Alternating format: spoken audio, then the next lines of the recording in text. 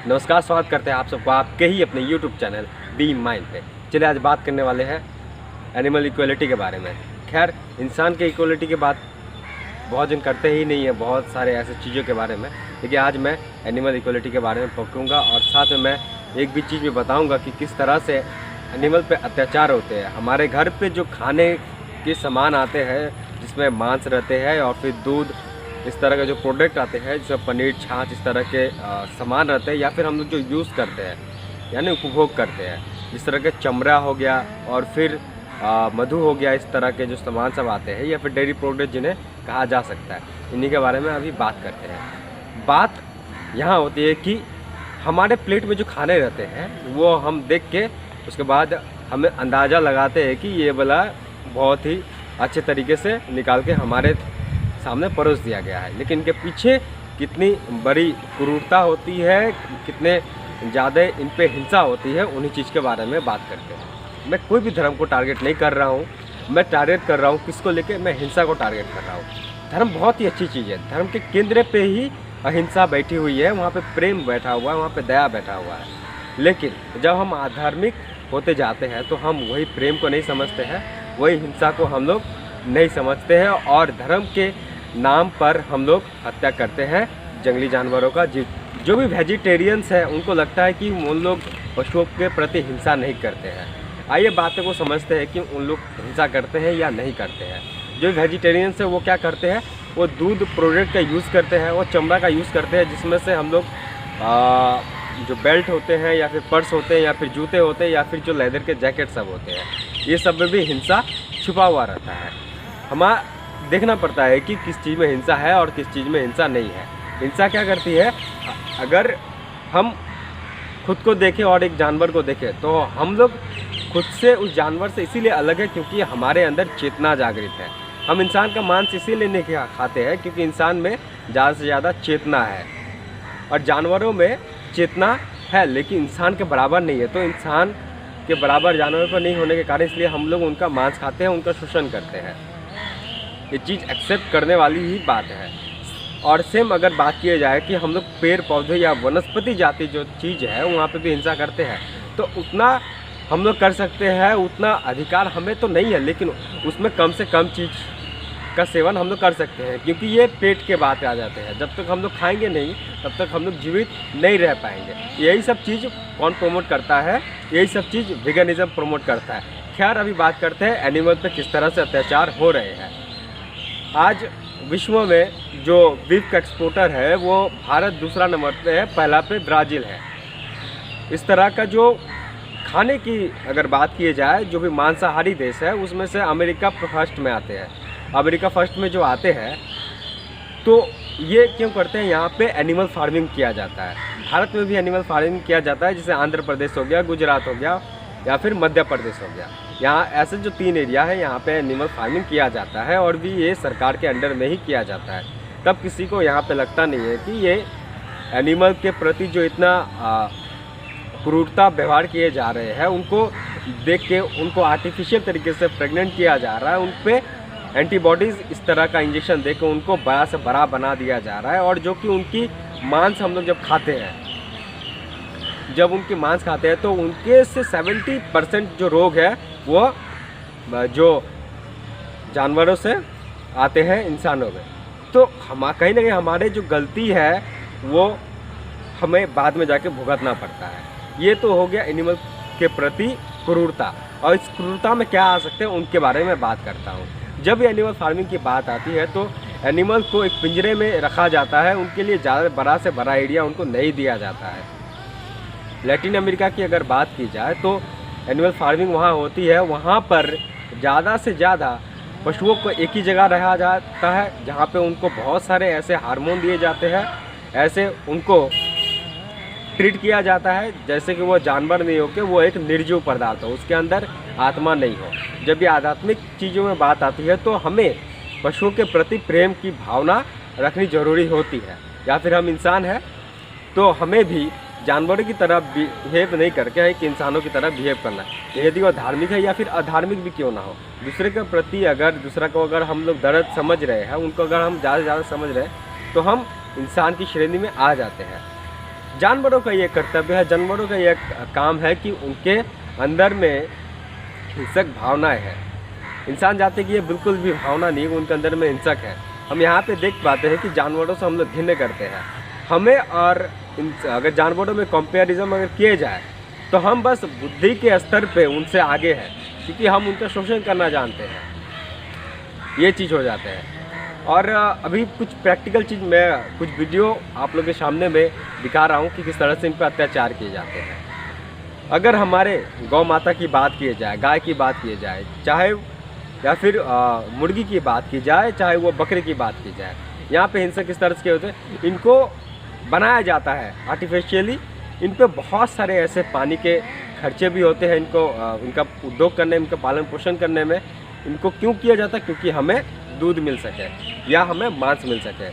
जो भी चीज़ ये सोचते हैं कि मैं दूध पीता हूँ या फिर पनीर का चीज़ का सेवन करता हूँ या फिर छाछ दही लस्सी पीता हूँ, लेकिन मैं हिंसा नहीं कर रहा हूँ, लेकिन आपका योगदान है। ये सबकॉन्शियसली होता है, ये आपके अवचेतन मन के थ्रू होता है, लेकिन होता ज़रूर है। क्योंकि इकोनॉमिक्स आप समझिएगा, अगर कहीं पर कोई चीज़ का डिमांड बढ़ रहा है तो वहाँ का सप्लाई भी बढ़ेगा। सप्लाई बढ़ेगा तो वहाँ पे भोगवादी सभ्यता शुरू होंगे। तो भोगवादी सभ्यता क्या है? भोगवादी सभ्यता है कि अति, कोई भी चीज़ के प्रति अति, उनको अगर लूटा जा रहा है, उनके वजह से अगर पर्यावरण पर, प्राकृतिक पे गलत प्रभाव पड़ रहा है, तो वहाँ पे हम भोगवादी सभ्यता उसको कह सकते हैं। गौ माता की बात की जाए, गौ माता को भी आर्टिफिशियल प्रेग्नेंट किया जाता है। किस तरह से? उनके जो प्राइवेट पार्ट है वहाँ पे हाथ डाल के, वहाँ पे जो रॉड डाल के वहाँ पे इंजेक्ट किया जाता है, वहाँ पे हार्मोन दिया जाता है, जिससे वो प्रेग्नेंट हो जाती है। उसके बाद में उसको एंटीबॉडीज़ इस तरह के बहुत सारे दिए जाते हैं, जिससे वो बहुत ही समय से पहले शरीर उनका भारी हो जाता है और फिर बच्चे देने का वो तैयार होती है। 1 साल के बाद जब बच्चे देती है तो वो फिर दूध देती है। तो अगर गाय हुआ तो ठीक है, अगर नहीं तो बछड़ा हुआ तो बछड़ा को तो ज़्यादा, बछड़ा तो दूध नहीं दे पाता है, तो बछड़ा को वहाँ से 5 से 6 दिन रख के उसको कसाई खानों में भेज दिया जाता है। कभी कभी क्या करते हैं, गाय के बछड़े हो या गाय छोटी गाय सब जो होती है, उनका जो चमड़ा है वो जो जिनका माँ है, जो वो माँ बनी है, उनके सामने लटका के रख दिया जाता है। जानो ये गाय को पता चलते रहे कि उनके बच्चे सामने हैं, तो उनका स्मेल सुन के वो दूध देने के लिए तैयार हो जाए। इस तरह की क्रूरता अपनाई जाती है जो हम लोग दूध पीते हैं उसमें।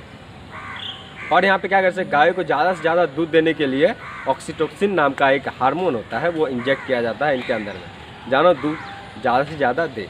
अब जो दूध पीते हैं उनको भी ठीक से पता नहीं है कि किस टाइप का दूध पीना चाहिए। दूध 2 टाइप का होता है, एक A1 होता है, एक A2 होता है। A टाइप का जो दूध है, A1 टाइप का जो दूध है, उसमें काफ़ी ऐसे मात्रा में इंजेक्शन दिए जाते हैं, आर्टिफिशियल तरीका के जो यूज़ किए जाते हैं सामान, दूध को गाढ़ा करने के लेकर या फिर दूध को जो वाइट रंग, जो कलर प्रदान करने के लेकर, इसमें बहुत सारे ऐसे केमिकल दिए जाते हैं जो कि हार्मफुल होते हैं शरीर के लिए। वो आगे जाके हमें लंग डिसीज़, हार्ट डिसीज़ या फिर कैंसर जैसे बड़े से बड़े रोगों का खतरा होता है। लैक्टोज इंटॉलरेंट जो होते हैं उनको भी लेना नहीं चाहिए, जो A1 टाइप के दूध है। A2 टाइप के दूध को आप कैसे पहचान सकते हैं या फिर आप कैसे ले सकते हैं? जो भी आपके लोकल जो भी फार्मिंग करते हैं काऊ की, और आपको जिसमें ज़्यादा से ज़्यादा यकीन है, वहाँ से आप A2 के दूध ले सकते हैं। A2 के दूध की पहचान होती है कि वो हल्का सा दिखने में पीला रंग का होता है।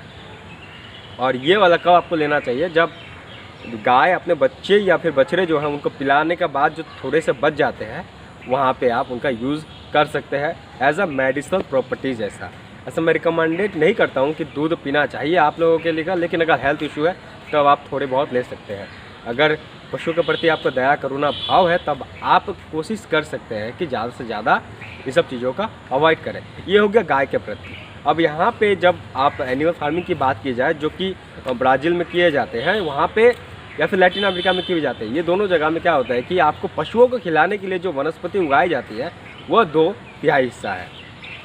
अब बाकी बात की जाए, अगर हम 1 किलो मांस खाते हैं तो उसमें आपको 20 किलो वनस्पति की वहाँ पे मिसयूज़ होता है। अगर वही 20 किलो अगर खाते हैं आप, तो कम से कम यहाँ पे 4 से 5 दिन का आपका खाना रखा रहता है। लेकिन वही 1 किलो मांस आप 1 दिन में अगर खा लेते हैं तो यहाँ पे टाइमिंग का गैपिंग होता है। 4 से 5 दिन का सामान आप एक दिन में खा रहे हैं, और इसको किस तरह से खा रहे हैं, आर्टिफिशियल बना रहे हैं, आप फार्मिंग कर रहे हैं। फार्मिंग करना बहुत ही गलत बात है, क्योंकि आप किसी एक जानवर को उसको पिंजरे में डाल देते हो, किसी एक को भी इंडिविजुअल नहीं, उसमें था किस तरह से बढ़ के। कभी आप अगर आप मुर्गी का मार्केट में अगर जाते हैं, जहाँ पे वहाँ पे क्रूरता देखने को मिलेंगे, उनके आँखों में भी उसी तरह के जो भावना रहेंगे जो आपके अंदर में होती है। बहुत सारे ऐसी चीज़ है, या फिर आपके जो पेट है घर में, बिल्ली हो चुका है या फिर कुत्ता हो चुका है, या फिर जो आपका बकरा है, या फिर इस तरह के जो इस सब का मांस खाना वर्जित ही है। हर एक धर्म में एक चीज़ बताया गया है कि हमें हिंसा नहीं करनी होती है किसी भी चीज़ को लेकर। तो हम लोग हिंसा करते हैं और इस पे गलत तथ्य देते हैं कि इससे हमें शरीर हमारा स्ट्रांग बनेगा, या फिर इस तरह के बहुत सारे ऐसे झूठी तर्क दे के हम अपने जो स्वाद है उसको सर्वोपरि मान बैठते हैं। तो ये आती है एक्चुअली सेंसस में भी आती है कि जब तक आपका जीभ पे कंट्रोल नहीं होता है, तब तक हम आध्यात्मिक उन्नति के आगे और अग्रसर नहीं कर सकते हैं। एक्चुअली बात यहाँ पे आध्यात्मिक उन्नति की नहीं होती है, हम पशुओं के प्रति कितने हिंसक है ये हमसे सामना होता है। कभी भी हम रास्ते में देखते हैं या फिर कहीं भी देखते हैं कि कुत्ता को मारा जा रहा है या फिर किसी और चीज़ों को नुकसान पहुँचा जाती है, हमारे अंदर भी थोड़ी सी पीड़ा की भावना होती है। हम ज़्यादा से ज़्यादा ये कर सकते हैं कि हम ये सब चीज़ों का उपयोग नहीं कर सकते हैं, और यही सब चीज़ का उपयोग नहीं करना ही वीगनिज़्म है। कभी कभी क्या होता है कि वीगनिज़्म पे जब बात की जाती है, मैं इस तरह का जब वीडियो देखता हूँ तो वहाँ पे इनके जो चमड़े हैं, इनको चमड़े क्या होता है कि जब इंसान या फिर कोई भी जीव मरता है तो उनका चमड़ा सड़ने लगता है, तो कभी कभी उनको जिंदा काट कर उनका चमड़े निकाला जाता है जिंदा, इस तरह से देखने को मिलता है। उनके गर्दन के हड्डी तोड़े जाते हैं। मुर्गियों को तो इतने सारे इंजेक्ट किए जाते हैं एंटीबायोटिक का, जिससे उनका शरीर इतने ज़्यादा भारी हो जाते हैं कि वो चल नहीं पाते हैं। वो एक ही जगह लेटे लेटे उन पे लंग डिसीज़ होकर मर जाते हैं। कभी कभी वो जब अच्छे खासे ताज़े रहते हैं तो उनको मार्केट में भेज दिया जाता है, जिससे आप चिकन या फिर बहुत सारे ऐसे जो चिकन से बनाए जाते हैं सामान, ये सब चीज़ का उपयोग करते हैं। और बात की जाए तो गाय का किस तरह से और भी चीज़ों में उपयोग किया जाता है। इनके जो खून है, इनके जो चर्बी, इनसे कॉस्मेटिक चीज़ों में बहुत सारे सामान बनाए जाते हैं। जो भी आप क्रीम या फिर डीओ यूज़ करते हैं, वहाँ पे इन सब चीज़ों देकर बनाया जाता है। तो समझने वाली बात ये है कि जब तक हम लोग अपने आप को खोलेंगे नहीं, जब तक हम देखेंगे नहीं कि कहाँ पे क्रूरता हो रही है, कहाँ पे इक्वलिटी की बात हो रही है एनिमल के प्रति, तब तक हम खुद को आगे नहीं बढ़ा सकते हैं। हमें और जानवर में कुछ फ़र्क नहीं रह जाता है। हम खाते हैं, जानवर खाते हैं, हम सोते हैं, जानवर भी सोते हैं। हम जो भी काम उत्तेजना वाले काम करते हैं, जानवर भी वही करते हैं। तो हमें और जानवर में क्या अंतर रह गया है? यहीं पे अंतर रह जाता है चेतना का। यही चेतना जो हमें जानवर से अलग करती है, ये चेतना हमें बताती है कि हम हिंसक है या फिर नहीं है। बहुत सारे बातें आती है, आगे इन सब चीज़ों पे मैं आगे बातें करने वाला हूँ, पर सच्चाई जो यही है कि आज विश्व में बहुत सारे ऐसे जगह है जहाँ पर एनिमल के प्रति जो दया करुणा का भाव को रखा जा रहा है, वीगनिज़्म को प्रमोट किया जा रहा है, और एनिमल को भी हम लोग समझ रहे हैं, और वो भी हमारे इन्वायरमेंट के संपर्क में आकर एक इंसान जैसा जीवन व्यतीत कर रहे हैं। ये कोई भी धर्म से नहीं था, कोई भी रिलीजन से नहीं था। जो चीज़ मैंने बकरे के लिए कहा है या फिर गाय के लिए कहा है, वो बकरे पे भी या मुर्गी पे भी या फिर सूअर पे भी, सब पे अप्लाई होती है।